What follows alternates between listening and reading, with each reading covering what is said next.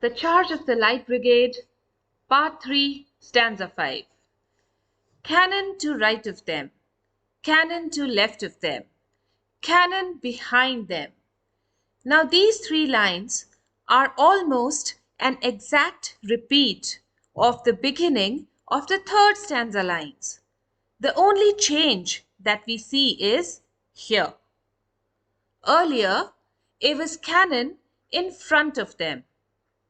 But now we read cannon behind them, which clearly indicates that the Light Brigade has now turned around, that the Light Brigade is now retreating, that the Light Brigade is now going back, leaving the heavily wounded and slain soldiers behind, the Russian soldiers.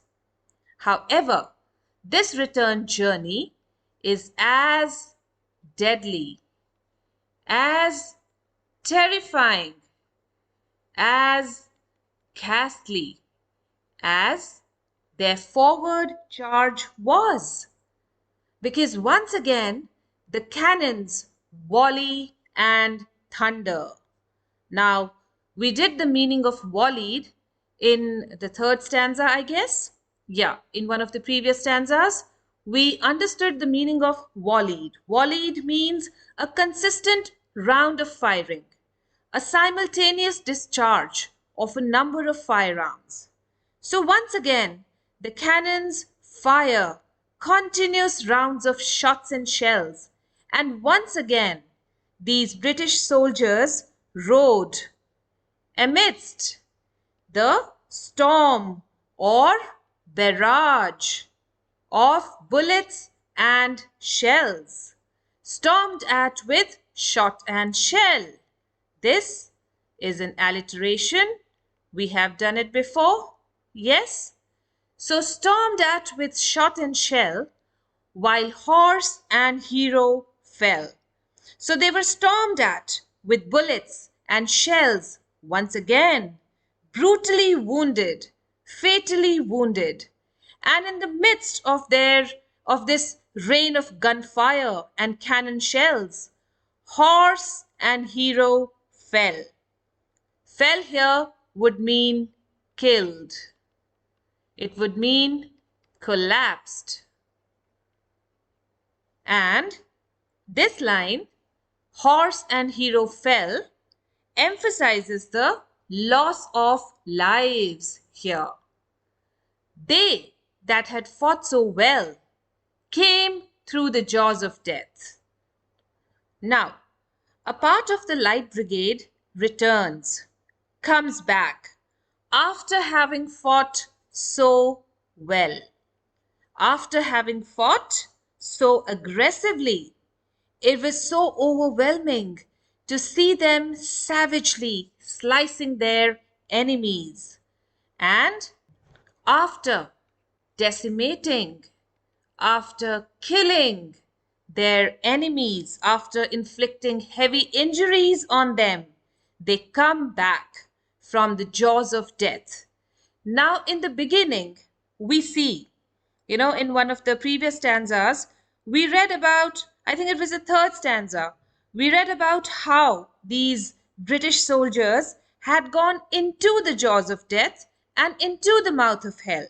And now they are coming out of the jaws of death and the mouth of hell.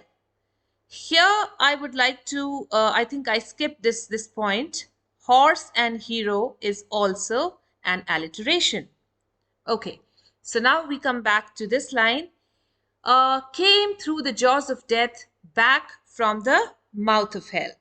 Now here, the same metaphorical image has been created where death has been compared to the jaws of a ferocious beast. And this is a personification. This is something which we did in one of the previous stanzas also. It's just a repeat. Jaws of death. It's a personification where death has been given a lifelike quality of being a monster, being a beast, having jaws. back from the mouth of hell. Mouth of hell is the second personification, where hell has been given a lifelike quality of having a mouth. So they come back now. They come through the jaws of death, from the mouth of hell, all that was left of them. Now, this line emphasizes the large number of deaths, the large number of casualties that occurred that day. All that was left of them. Now, the speaker does not reveal exactly how many were left, how many made it to safety, but it's quite clear, a very small number. Left of 600, all those who survived, out of those 600 horsemen, whoever was left, whoever could escape the storm of bullets and their deadly fate, on that wretched and fateful day, came back from the mouth of hell. So we come to the end of stanza number 5. Now, so we have two personifications here in this stanza, and we have two alliterations, horse and hero and shot and shell. All right. Now, let's come to the sixth stanza. When can their glory fade? Now, this line, we have to, when can their glory fade? Now, this line is basically a rhetorical question. Now, how many of you know the meaning of rhetorical question? A rhetorical question is asked to make a point rather than to get an answer. And what point does the speaker want to make here? The poet here wants to emphasize that their glory can never fade. Their heroic deed can never be forgotten. And it's true. We are still reading about that incident today, isn't it? An incident that occurred hundreds of years back. Oh, the wild charge they made. Now, why their charge has been referred to as wild? Why the speaker calls their charge wild? Well, there are two reasons for that. The first reason is the soldiers knew that this order, this decision to charge in the given situation was nothing short of a blunder. It would cost them their lives. And yet they charged. They still charged. So it was a wild idea. It was an absolutely senseless idea. So this is the first reason why their charge has been called wild.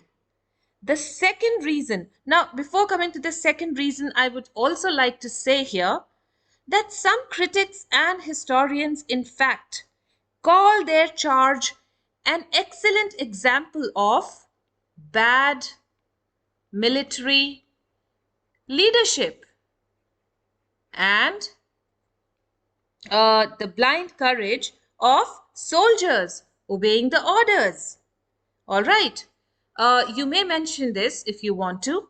And the second reason why their charge is called wild is because of the fierce and aggressive nature of their attack. The way they sliced and decimated their enemies is the reason why their charge, their attack is called wild. All the world wondered. Now, the entire world wondered.